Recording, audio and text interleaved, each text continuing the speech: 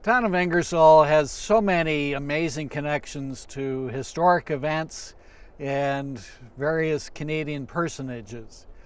This episode deals with the story of Malcolm Mercer, an amazing man who served his country in several different ways. This is Stone Secrets.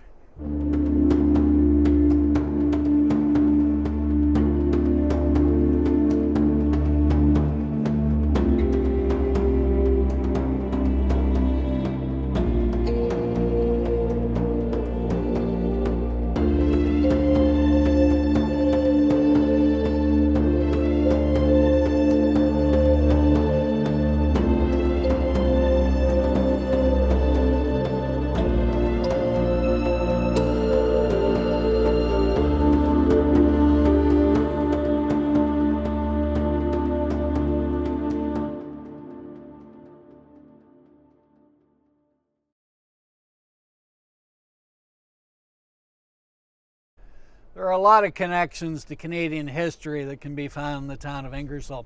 And a walk through the Ingersoll Rural Cemetery is just one indicator of what that history is all about. Imagine my surprise one day walking through here and discover this monument that has the name of Major General Malcolm S. Mercer. Well, we know various things, that he was killed in action in 1916, but the story goes much further back than that. Malcolm Smith Mercer was born in Etobicoke Township in 1859.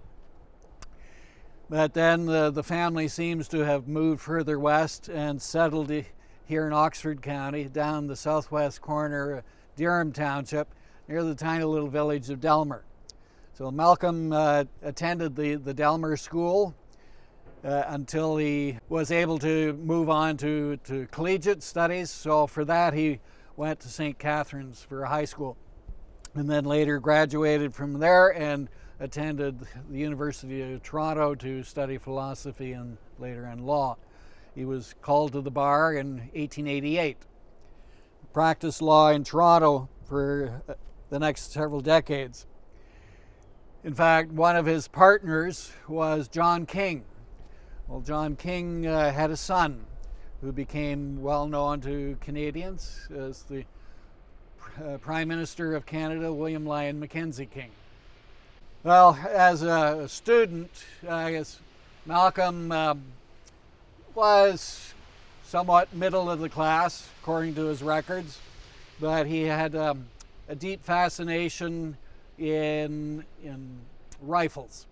And as a student, he enlisted with the Queen's Own Rifles as a cadet member of their local militia.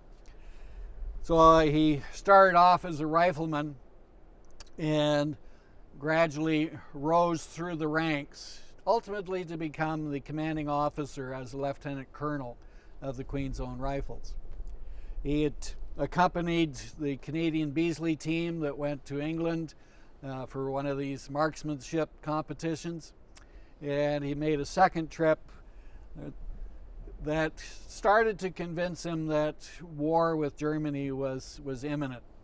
So, ever the statistician, he came back to enforce the whole study of strategy and prepare members of the Queen's Own Rifles to be ready for whatever action might be forthcoming. With him being Lieutenant Colonel, he had achieved the rank of being commanding officer of that regiment. But that was in 1912 that he attained that particular rank, and that same year he came back to Ingersoll to be a pallbearer for one of his sisters. His sister Mary died that year, so the newspaper reports that he and many of his brothers were also pallbearers for that sad occasion. War was declared in August of 1914, and the head of the Minister of Militia, Suzanne Hughes, appointed the stoic and staid Malcolm S. Mercer to be the commanding officer of the different Ontario battalions that became part of the 1st Division to ship over with the Canadian Expeditionary Force in 1914. He oversaw the training of troops in Salisbury Plains in England during that horrendously wet winter. But by 1915, he had risen again to the rank of Brigadier General, and then later in the spring to be the rank of Major General. So in the spring of 1916, the 58-year-old Malcolm Mercer was one of the leading Canadian officers alongside of Arthur Currie and R.E.W. Turner. Both were fellow brigadier generals who really did not have a lot of battle experience. They were tremendous strategists, good leaders of men, but Turner was the only one who had had actual in the field experience. Our friend Malcolm Mercer was so well respected. He was put in charge of the 3rd Division. He was beginning to really get that group into one of the best fighting shape possible. In the 1st and 2nd of June 1916, there was a great battle taking place between the British Canadian forces and German forces at Mount Sorel. And ever being one who was concerned about the safety of his men, Malcolm went out to the front lines. Whenever his battalion were on the front lines, he was there with them. He kind of negates that old adage that generals die, in their beds. Rather, he was the opposite, to be right out in the front lines. Heading out to the very point of the battle, Germans seemed to have caught wind of the communications in amongst the Canadian troops that the commander was coming up to see and ask questions.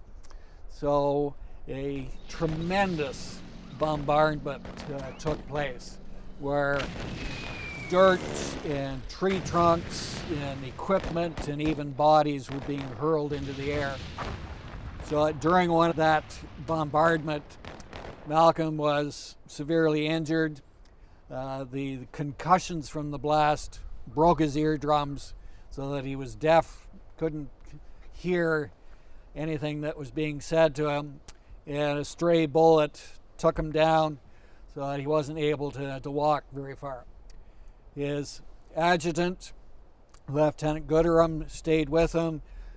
Another general that was accompanying him went to get reinforcements, to get somebody to come and assist the Major General, but that particular officer was captured along with other Canadian troops, became a prisoner of war for the next few months. But Lieutenant Gooderham stayed with him through the night. A retaliatory bombardment by friendly forces led to the ultimate death of Major General Malcolm S. Mercer, when shrapnel burst and pierced his heart. It took a number of days to recover his body. Corporal in the battalion was given the task of recovering some 30 different bodies that they knew had been men who had been killed. And they were trying to locate Malcolm Mercer's body, and suddenly discovered his one leg sticking out of the mud. So they were able to slowly extricate his body under heavy shell fire and rifle fire from the opposing lines, but they managed to recover his body, and he was buried with full honors in Liesenstock, Belgium. Here we have this monument erected by the family. This was the family plot of the Mercers. His parents, Thomas and Mary Mercer, were buried here in the 1880s. Several of his 9 other siblings are also buried here, besides the one that he came back to act as a pallbearer in 1912. His older brother, John, was listed as his next of kin. He was 70 years old when Malcolm signed him on as his next of kin. that Malcolm died just short of his 59th birthday. To this day, Major General Malcolm S. Mercer remains the highest ranking Canadian officer ever to be killed in action, to be killed on the battlefield in the line of duty. From 1916 to the present time, he remains that highest ranking officer. So, one of the many amazing stone secrets that you can discover in the town of Ingersoll.